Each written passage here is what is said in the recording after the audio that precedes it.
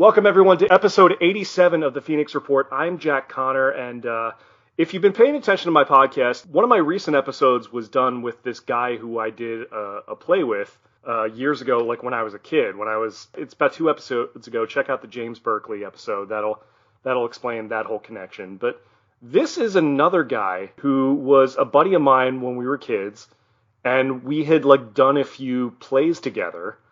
It was such a weird time in my life, especially at that young age, because I thought, man, that would be kind of cool to be an actor. I like performing on stage, and so I think my parents were like, okay, well, sign him up for theater. But in my head, I wasn't really a theater guy. I thought I want to be Stallone one day, or I want to be like Superman or Batman, like that, like in movies or TV, like the plays, that's kind of cool. But that's kind of how that worked out. But yeah, I did that for a few years, probably up until age 13. Right up until I discovered rock and roll, and there was no looking back after that. So I kind of went a different way on that one. But a couple years ago, and I had explained this story a little bit on the James Berkeley podcast, but my Aunt Maureen, who also was on this podcast, weirdly enough, she, when my oldest daughter was born, she gave me a few programs of little theater productions that I had done when I was a kid. And she said, Jack, hang on to this so that when Samantha gets a little bit older, you can tell her, hey, this is something your dad used to do, when he was a kid. And obviously it meant a lot to her because she was an actress and a singer for years before I was born. And so she obviously was a very proud aunt watching and hanging on to that stuff. So one show in particular I did was, it was a production, I don't know who wrote it, but it was of Tom Sawyer. It was adapted from, and it was at this place called the Delaware Children's Theater in downtown Wilminton, Delaware. I grew up in Pennsylvania long before I moved to Florida, but Delaware I was right on the border, so we'd be a half hour away. And I don't remember how I got involved with that. I remember doing auditions and stuff, and I remember the lady who was the director there, a woman by the name of Marie Swajewski, who I think she knew my aunt. Because I remember auditioning, and she's like, Jack O'Connor, you're Maureen O'Connor's nephew, aren't you? And I'm like, yes, ma'am. And that was that. So, yeah, I had done that for a little bit, and it was weird. It was right around when I was turning 12 and 13. And it was such I have so many mixed feelings about it, because it was I'll put it to you this way. Any kid at that age is still figuring out who they are or what they want to do, and what they're comfortable with, what they're not comfortable with. And, and it wasn't a bad experience. I was glad that I got to do that. Obviously, it helped me out later on as I went and started in bands. And even when I was in college, I started doing a little more acting again, on films and whatnot. But I look back, I guess there were just certain roles I wasn't really comfortable playing anymore. And I remember saying oh, remember, Jack, you need to act like a little boy in this role. And I'm 12 or 13, I'm like, I don't want to act like a little boy. That's not cool. I'm already getting bullied at school for being in this stuff. It's this isn't really for me anymore. And I remember there was this one girl in the cast, really sweet girl named Madison. Shout out Madison if you're listening. But she was a really nice girl. My sister used to babysit her a lot. She lived near us, and she'd be like, Jack, do you really like being in plays or being in? Do you like doing this? And it was really she was just a little girl at the time, but I remember her asking me about it, and I must have been just miserable backstage or something. I don't know how she picked up on that, but I was thinking you know what? I don't know if I do, and that was kind of that. And and it's funny now because now I have a wife and 2 daughters, and I can't walk around my house without hearing the soundtrack for Wicked or something, So it's there's no escaping sort of that musical theater thing. And it's even though I kind of walked away from it and this really isn't for me anymore, I guess in a way there's no escaping it, because it's I recognize talented people when they're out there. And my wife and I went to see a production of Hamilton recently, and it was man, these are some of the most talented folks you're ever going to see. And even though they're doing something that I wouldn't necessarily do on my own, I definitely respect it. And that brings it to this guy who's my guest today. Now, the funny thing about that particular time and place is that there have been a lot of kids around, or kids at the time, people our age, from that particular part of town who have gone on to work in the entertainment industry. I remember there was a buddy of mine named Billy Parks, for example, who's a really talented actor and comedian, and he does a lot of like writing and producing now. I think he lives out in LA. I don't know what he's doing right now, but Billy, if you're out there, give me a shout. But there's also, and even in this play, Tom Sawyer, there was the lead. There was this guy, John Gallagher, really nice kid, John Gallagher Jr. I think he goes by now. But like I later found out, this guy ended up winning a Tony Award for being the original production of Spring Awakening, and he's done movies and TV and everything else under the sun. And there are a couple people like Neil Casey was another guy who was a buddy of my sister's for years, and he went out to write for Saturday Night Live, which was no surprise to me. Like even as a kid, like I knew this guy was hysterically funny, and he's doing that and all kinds of other stuff now.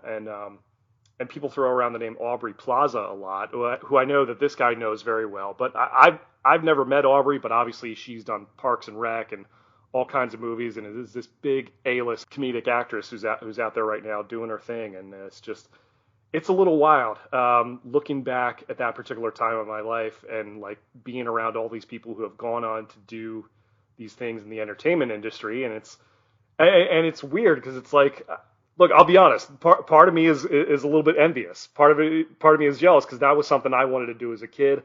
I kind of went a different path in my life, but I'm still happy for these people, obviously. And that includes this guy. This guy is, someone whose career I followed for a little bit, and I didn't even know all the stuff that he's done. He's been on shows like the Unbreakable Kimmy Schmidt, 30 Rock, Nightmare Time, Terror Team, and a few other shows out there. He's got a lot of credits to his name, and now he has this brand new animated show on FXX called Little Demon. And he's got some pretty heavy hitters involved with this, and he's one of the co-creators and producers of this, and it's just one of many things that I've seen this guy's name pop up in and be like, oh, hey, I know that guy. And so here he is. I've got him all the way from Los Angeles. Please welcome Seth Kirschner. Hi. Should I wait for applause? I'm just kidding. Hi. Jack, thank you for having me on. This is awesome. This is really, dude. Really, yeah, no, it's, the great thing about doing this podcast for me is that I've been able to kind of reconnect with old friends like yourself and just, and even form relationships with other people who I never would have, gotten to connect with otherwise. But yeah, I remember even at like 15 or something, seeing you in a few commercials for like, I forget what it was. It'd be like a kid's like board game or something. It'd be like, yeah. Hey, I know that guy. Yeah, I did like a lot of like commercials when I was starting at like age of like 13 or so. And so, when you do like, when you're in like a small town and like you grow up in a small place and you do like one thing that's on TV, it's like, that kid's famous. Right. So that's what it was very funny to grow up with that. But yeah, I did some commercials when I was much younger, and then also in my 20s or so, in my 30s, I did some commercials. Yeah, I mean, that's the crazy thing. People don't normally think of like Wilmington, Delaware. I mean, they don't really think of Delaware, period, much of all. But like you don't think of that as being this like hub for talent coming out there. And then you talk about all the names that I mentioned earlier. There are a lot of other people from there who have gone on to do things, do things in the entertainment industry. I mean, our current president is from Delaware, for God's sake. So it's kind of wild to think about. I know. I always think of that too, because whenever I talk to used to be sort of like a thing when I lived in New York, and a lot of my Delaware friends were also in New York, and some of them have actually moved out to LA also. So we're sort of like a small contingency out here too.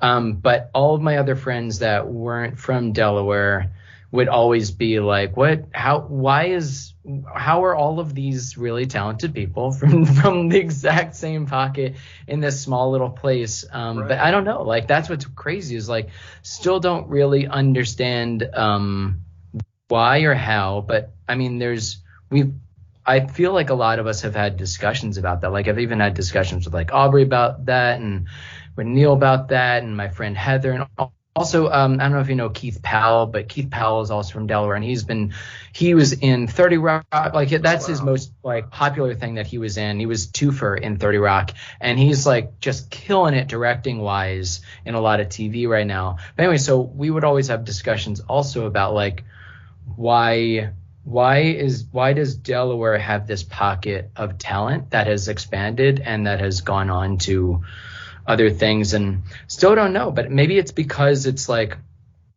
some thoughts were like because it's such a small place, and I think it was so, I don't know, like the like per capita almost of like the amount of creative people was larger, and so we had like a couple places when we were younger, like there was Wilmington Drama League, Delaware Children's Theater, Chapel Street. There's a bunch of other theaters when we were younger, but like it was all sort of just like pushed into these couple of places, and it felt like that was doing theater was, and I don't know if you felt the same way with Jack, but like doing theater was the only way for us to get our real creativity out, whether we wanted to act or whether we wanted to do some other type of creativity. It just felt like the most artistic sort of thing was doing theater. We're like, all right, we're doing theater because we're artistic people, but how do we didn't realize what type of voice we wanted to find. But theater was a way for us to somehow in the back of our minds drive us towards something. It was at least like an outlet. And I think like, and so therefore all of these weirdos coming together, like these young weirdos coming together and then giving like children almost freedom to be weird. I don't know. It felt like, it was like a weird, what's the word I'm looking for? Where like, it's not a melting pot. It's like a place where like, you're just put all in this small space. And like we all meld together, so it just continues to build and create more creativity. Yeah, I mean, I think there's definitely something to be said for that. It's like any kid with any sort of extracurricular activity, you know, regardless of, you know, whether they're really into sports or drama or, you know, anything else. It's good for kids to have that sort of outlet to channel those energies into something positive. Yeah. And yeah, so I mean, and also I think, you know, Wilmington, I mean, look, it's not that far from New York, really. Like you could hop on a train and be in Manhattan in probably like an hour or two. It was like a 3-hour drive from there. So you'd get kids who would go up for auditions. I remember a couple years ago, my cousin was taking his daughter up doing some screen tests, and you know, because she wanted to perform, like and originally they were like just taking her just to kind of shut her up a little bit, but she ended up getting like a role in this Bill Murray movie called St. Vincent that came out a couple years ago. Awesome, yeah.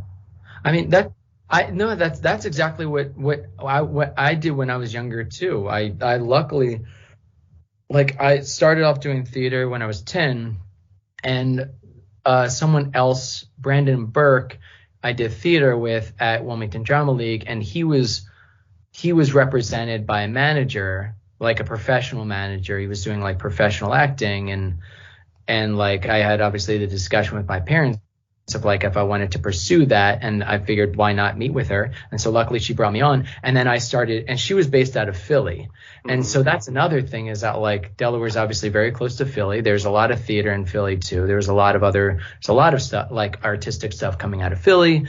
We're close to like Delaware's just sort of this weird central place where it's like, and I'm sure a lot of people like to call it sort of like a drive-through state where like you drive through Delaware to get to Jersey, you drive through Delaware to get to DC, you drive through Delaware to get to Philly and New York and so forth. And so like I was doing the exact same thing when I was younger, like starting out like 13, my mom would like either bring me all the way up to New York, or by the time I was like 16 or something, I was taking New Jersey Transit like up to New York. Like she would drop me off at like Trenton, and then I would take the New Jersey Transit up to New York to go to an audition. Then I'd immediately get back on a train and then go back down. And whether it would be rare that I would miss school for it, but every once in a while it'd be one of those types of things where it's like, all right, I've got an audition in the very beginning of the day, and then I still had to make it back to class by like 11 or like 12 or something like that. And luckily could do it because you're saying it was like it's two hours to there and like 2.5 hours back. So you had to do what you had to do when you were younger. But yeah, it's true. Yeah, luckily, yeah, not too far away from New York. But that's awesome, man. You guys found a way to make it happen, and like that's difficult. Yeah. But I mean that just goes to show you what how valuable perseverance is when it comes to these things, and just not giving up and putting in the time and doing these things. And I mean, I think also to say like I'm very very very fortunate that my parents were like were supportive of it, and like not obviously not all kids are like, and it's not even a matter of like sometimes of like my circumstances were fortunate in this case of like that my parents were in the place where like, all right, let's support my kid's dreams right now, even though he's like 13 years old and doesn't entirely know like who he is or what he's doing, but let's continue to pursue it and see where it goes. And like we could do what we could because sometimes like it wasn't the cheapest thing, so we had to like pick and choose sometimes. So I'm very very fortunate of having the circumstances, the timing, the perseverance. Also, it was and not everyone is like, it's just and like arts are in our society aren't as supported in schools as much as they should be. So like just some people don't have the resources, and I was really really really fortunate to have resources as well as parents and people around me that would support me. I was very fortunate for that. Yeah, no, I mean, and that I was going to bring up that point because like you hear all these horror stories about like stage parents and about child actors who get into the business like really young and get on screen and everything. I think you and a lot of the other names we mentioned are fairly fortunate that like you didn't get discovered when you were super young. It took some time to like, as you became an adult, you were able to get into the business a little bit later, that you don't necessarily have the baggage that a lot of like the child stars, quote unquote, have. I mean, you've heard horror story after horror story about that sort of thing. So it's I know. Yeah, it's like because it's super unfortunate when like that does if that's the situation for like people when they do get, because you're saying like as you're saying like I think that can be more of that is the majority of the situations. It seems like I think from our perspective, especially, like of like seeing what goes on with like younger actors becoming like bigger when they're younger, because maybe if they become bigger when they're younger, then they don't have the proper perspective, or they are, I mean, when you're rushed into a situation where all eyes are on you, it takes a lot of your own conviction to make sure that doesn't hinder who you become. And I think that that's really difficult. And I was really fortunate also for that like, the older I got, like, I mean, it's funny to think like, when you're younger, you're like, I just want to make it. I want to make it. I want to make it big. I want to make it quick. I want to be this exact person. I want to be this exact career. And then the older you get, and then like I know for me, the older I got, the more I realized of what I actually wanted rather than what I felt I wanted when I was younger. Like I originally wanted to just be on SNL. Like that was it. I was like, if I get on SNL, that's it. That's my dream. And then the older I got, and the stories I heard, because I have friends who were like on SNL or for SNL, and it is a pressure cooker. That's the word I was looking for. Pressure cooker. Yeah. It's a pressure cooker. And I think it's really rough on people. And so I was very fortunate. Yeah. So, yeah. But plus, like you mentioned, you had that supportive structure at home. You had your parents who were supportive. I was actually looking through our old the program. Was that your dad, Alan Kirschner? Was he in the play as well? Yeah. My dad got into theater. Like all of what I love is that like my family wasn't into theater before I started doing theater. And then like once I got into theater, then my whole family got involved with it, because it seemed like it was like, oh, now they have like this great like new system of people and like friends and we like becomes like so close like with everyone. And then my dad started doing theater. My brother is like an amazing singer and also he's great at acting too. And then he started getting into it. And then like my dad was like also behind the scenes too for a while. And then my mom, I think, was also like there. Everyone was involved. Oh, yes. That's adorable, man. That's awesome. Yeah, it's really cool. It was really, really nice. Yeah. So, funny talking about Tom Sawyer, that particular play. It would have been like April or May of 1997. What do you remember about that particular thing? Because I mean, I don't know how much you do because you've done so much theater and stuff over the years. I don't know if that even rings a bell or. I remember something also, like, it's not even for me, it's not even a matter of like how many things I've done. I just have the worst memory in the world. I have a terrible memory, which is not good for an actor, but I have an awful memory. But things I do remember from Tom Sawyer is I remember I played not Arthur. What was his name? It was something like that. It was like something Alfred? Very like Alfred. That's what it was. It was something very like I was supposed to play like this very posh, stuck up kid. And I don't think I was that, but I auditioned to be Johnny Appleseed, and then John Gallagher got it. And at first, I think that was the first time that Johnny and I like started acting together and like got to know each other. And we were the thing I remember is we were first I think we both felt the same way. We were first rivals. We were first like arch enemies, and then in like a week's time we became best friends. And I think one thing I remember of that was like we were supposed to get into a fight on stage, and like I don't remember how it's supposed to turn out. I'm sure he would remember because his memory is like it's very photographic. But we were supposed to get in a fight, and I think I was supposed to tackle him. Oh, no, he was supposed to tackle me, but then I accidentally ended up tackling him. And then for some reason, we both started laughing so hard. And then from then on, it felt like, all right, well, now we're one person. And then we just ended up like hanging out together all the time back then. Yeah. I love it. That's what I remember from that. And I don't remember too much else. I don't remember, to be honest. I know, like, you said my dad was in it. What did he play? Who did he play in that? I think he played Muff. That was the character. that was the name. I'm not making it up, but it's what was it? Muff. Muff. Oh, yeah. I'm sure he had a good time. I remember the story. I think he was like the guy who got arrested. He was like the town drunk or whatever. Oh yeah. He was like framed for murder.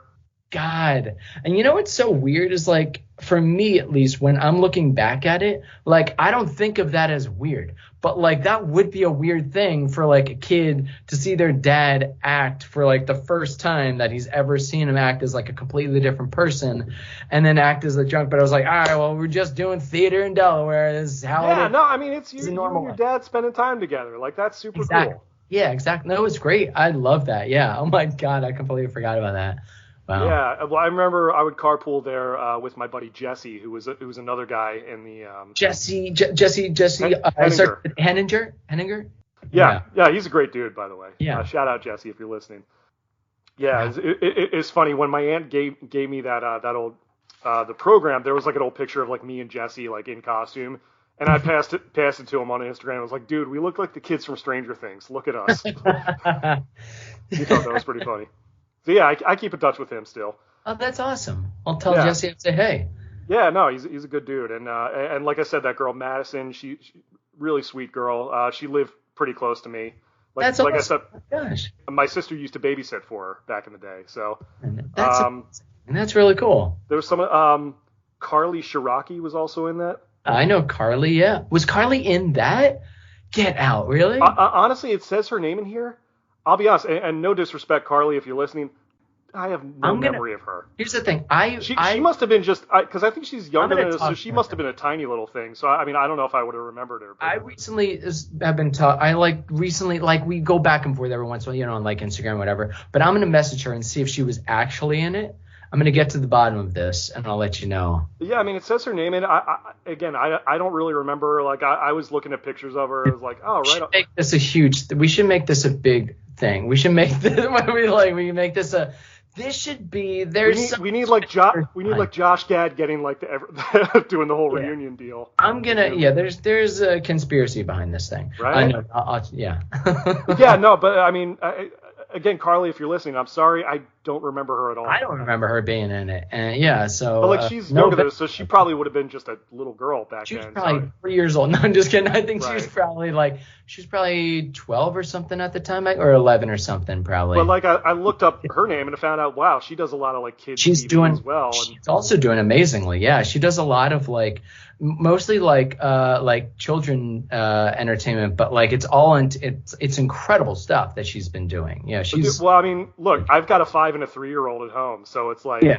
Oh yeah, I don't even mean to make it like sound like. Can I take that back? Actually, I want to take it back. Like. No, it's fine. It made it sound like I was like. I don't mean to sound like at all like it is a lower level thing. Not I realize. At all, dude. It's like she's absolutely killing it in a lot of stuff.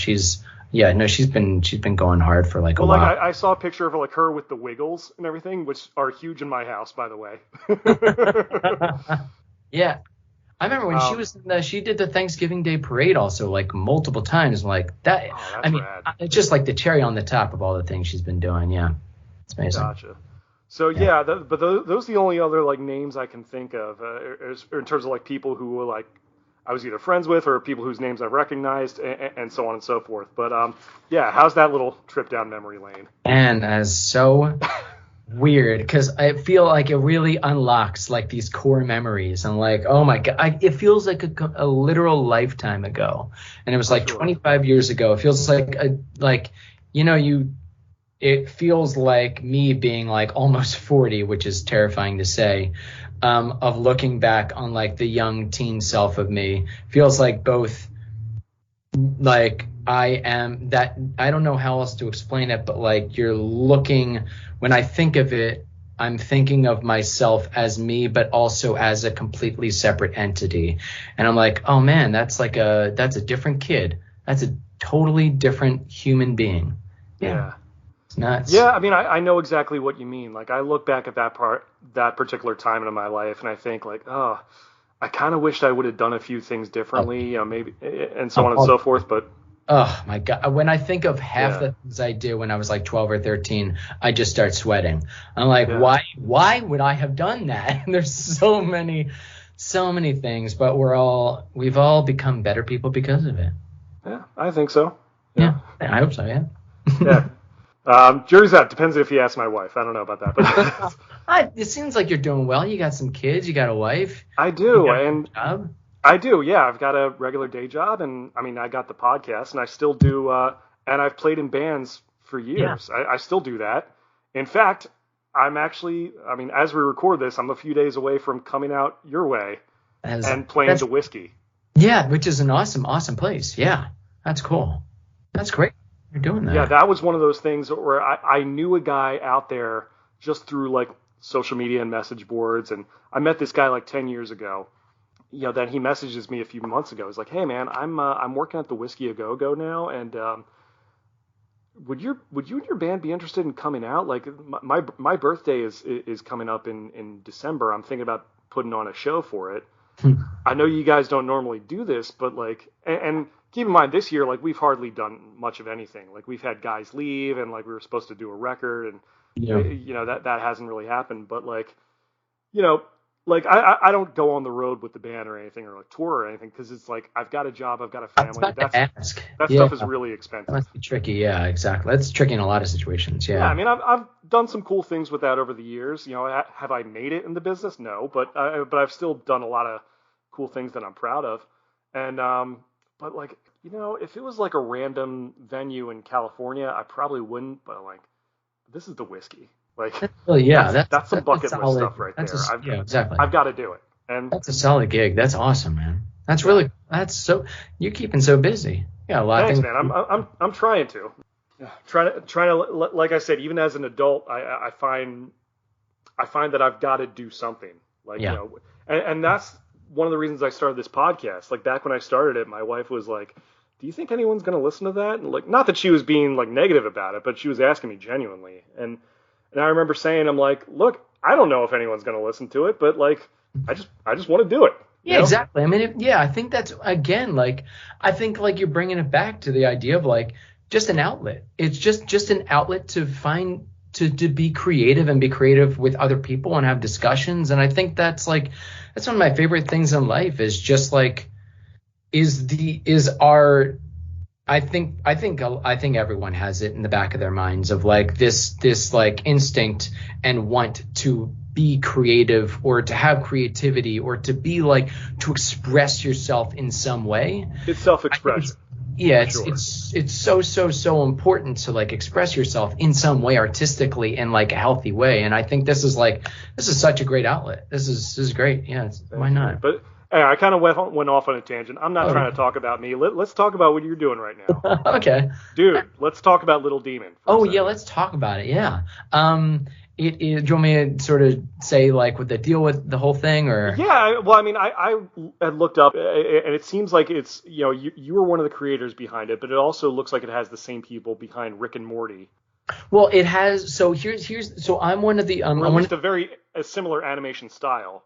It's so the situation is that I'm one of the co-creators. The other co-creators are Darcy Fowler and Kieran Valla, and we're also the three showrunners of it. And the showrunners means that like you are everything sort of eventually has to go through you. Like you're not necessarily directing every episode, but you're kind of calling the shots. Exactly. We're not directing it, and animation works a totally different way than live action. But we are in discussion with everyone at some point. But anyway, but to your point, Dan Harmon is one of the producers on it, and he was one of the creators of Rick and Morty. So he's a producer on this, and so he's helped like sort of develop the show. He helped us like sort of get it up and running. And he's phenomenal. He's a literal genius. He's brilliant. We've had amazing experiences with him. And then we also have Danny DeVito, who is one of the producers, and also he plays Satan in it. And he is just absolutely perfect. I mean, it just like, we're crazily fortunate that he was really like gangbusters on the show. Like we originally like Kieran, Darcy, and I, when we were coming up with the idea, like even before the original conception of the idea, before it was about what it is.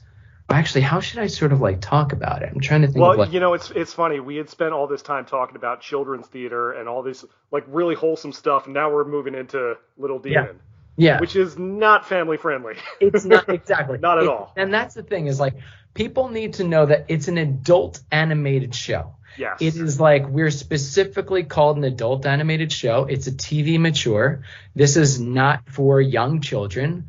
It is absolutely for younger teens and anywhere up. It's absolutely for like, I mean, if I were 13 years old and I was watching this, but then again, of course, like parents' discretion, everything advised. Of course, it is up to the parent to decide at that age what's going on.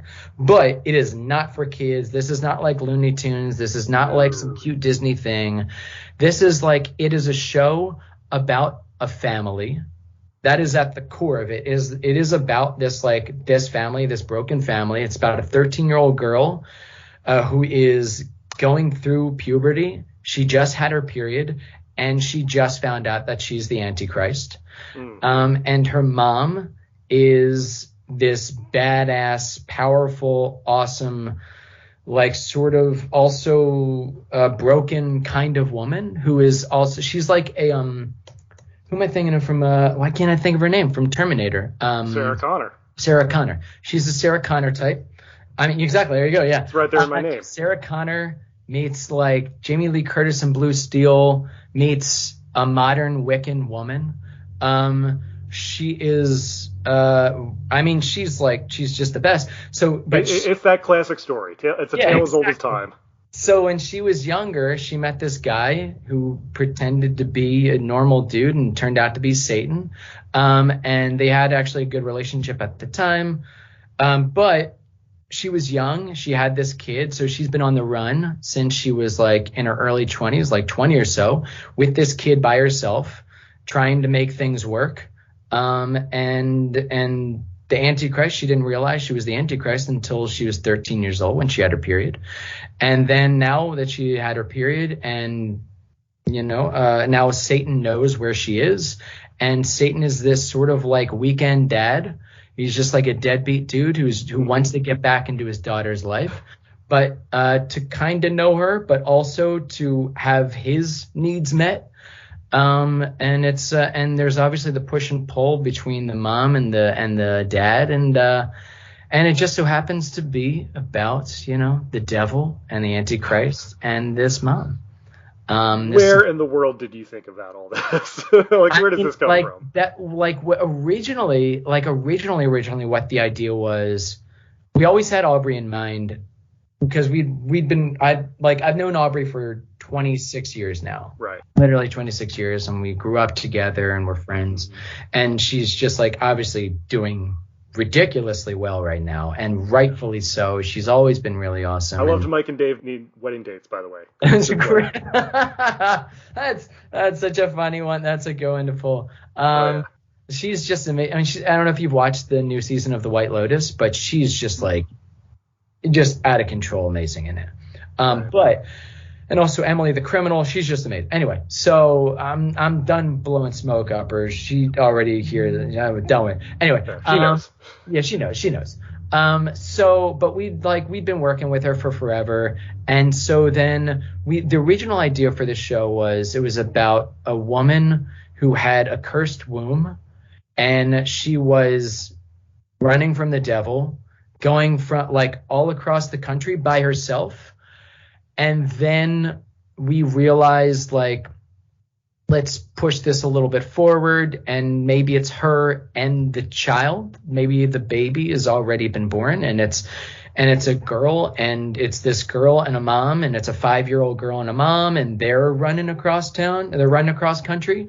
And then we aged the girl up even further to 13 years old because we were like, 13 years old is, as we were saying earlier, is a really, really rough time for everyone involved. Even if you're not the Antichrist, it's a tough time.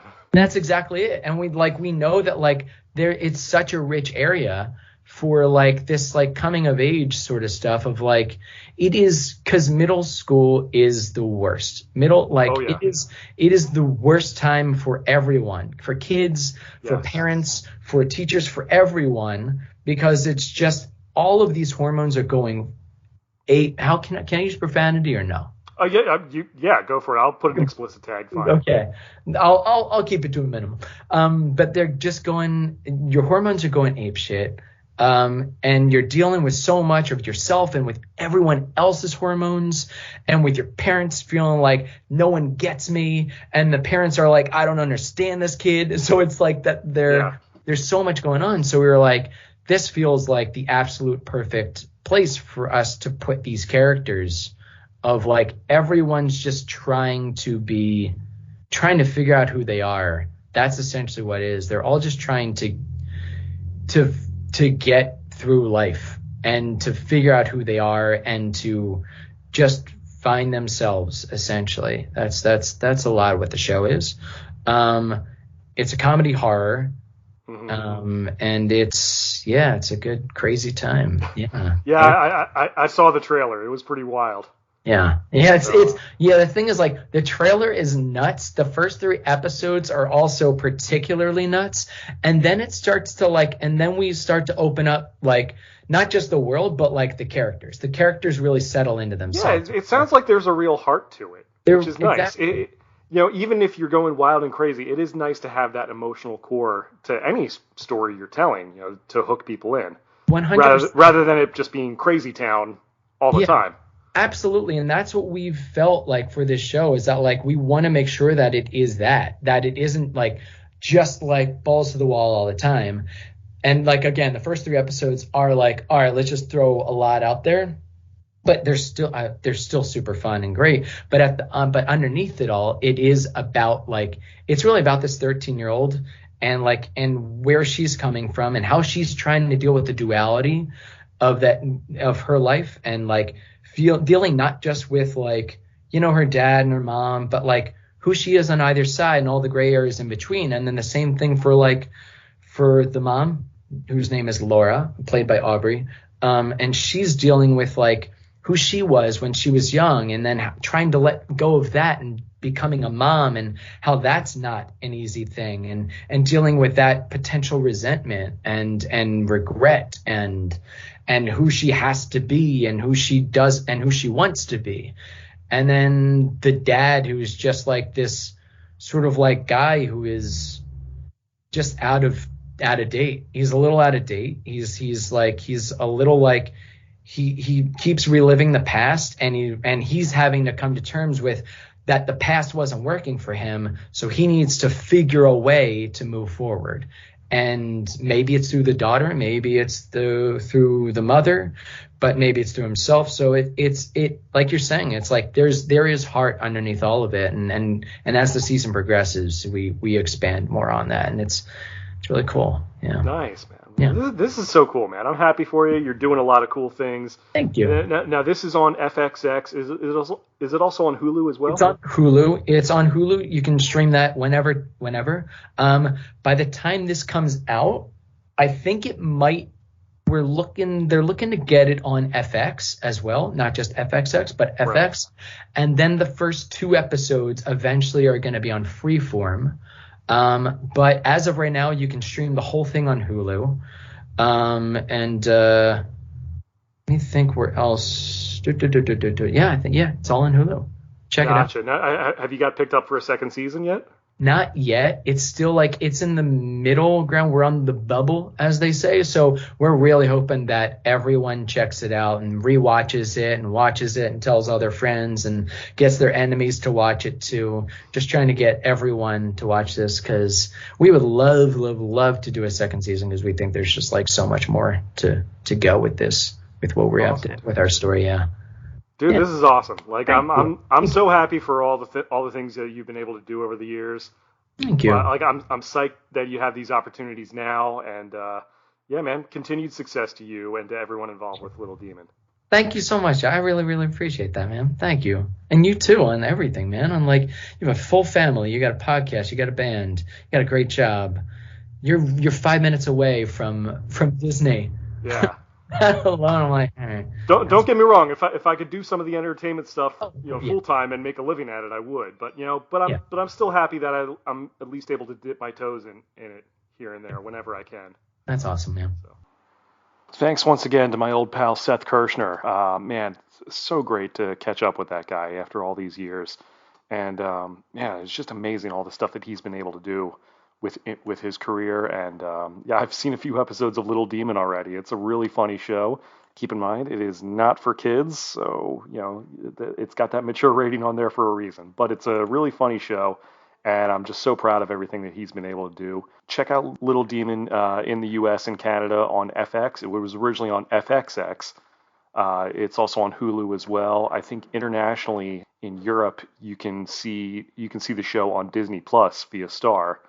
And I think it'll premiere in Latin America of Star Plus. But certainly in the States, you could check it out on Hulu or FX Now, or on FX if you have cable. So it's a pretty funny show. I definitely recommend checking it out. As far as upcoming events in the new year, 2023, I will have a show with New Divide, my Linkin Park tribute band. That will be on January 14th at Castleberry's Patio and Lounge in Castleberry, Florida. We will be there along with some good friends of mine, Auditory Armory, fantastic band, and The Knockdown will be there. So New Divide with Auditory Armory and The Knockdown, January 14th, 2023 at Castleberry's. Definitely don't want to miss that. As far as Vertebreaker goes, we closed out the year by playing the Whiskey A Go-Go on December 9th in Hollywood. And we played Rockefeller's in Corona, California, just 2 days after that. I know for the immediate future, we're just going to take some time and, work on some new material. But we are doing a show on March 25th at the West End Trading Company in Sanford, Florida, which is just north of Orlando. we will be there. Auditory Armory will be there as well, but we'll also be there with a band called Endorphin, and headlining will be the band Jimmy's Chicken Shack. They're a longtime alternative rock band, very popular. They are celebrating their 30th anniversary, and they also have a brand new album coming out. So, congrats to Jimmy's Chicken Shack, by the way. 30 years, that's awesome. So they'll be headlining on Saturday, March 25th at West End Trading Company in Sanford. Tickets will be available in advance, $15 in advance, $20 day of the show, so contact us if you need some. So that is it for this episode of the Phoenix Report. Make sure you follow me on Twitter and Instagram at JackXConnor. Like me on Facebook at facebook.com/JackConnorMusic. Also, feel free to check out the bands Vertebreaker at facebook.com/VertebreakerBand. New Divide, a tribute to Linkin Park, at facebook.com/NewDivideBand. And my 90s cover band, Friends of the 90s, at facebook.com/Friends of the 90s. 90s with the 90 in it. Thank you guys as always for tuning in. As always, if you have any questions, comments, or suggestions, you can leave a comment. You can email me at jackconnorpodcast@gmail.com. You could tweet me or check me out on Instagram with the hashtag Phoenix Report. If you're listening to this on YouTube, Apple, or any of the other podcast platforms, make sure you hit subscribe, hit like, or the notification bell, especially on YouTube, to get notified of new content coming out. You can leave a comment, go back and listen to all the other episodes. I appreciate you guys tuning in, as always. This has been the Phoenix Report. I'm Jack Connor. I'll catch you later.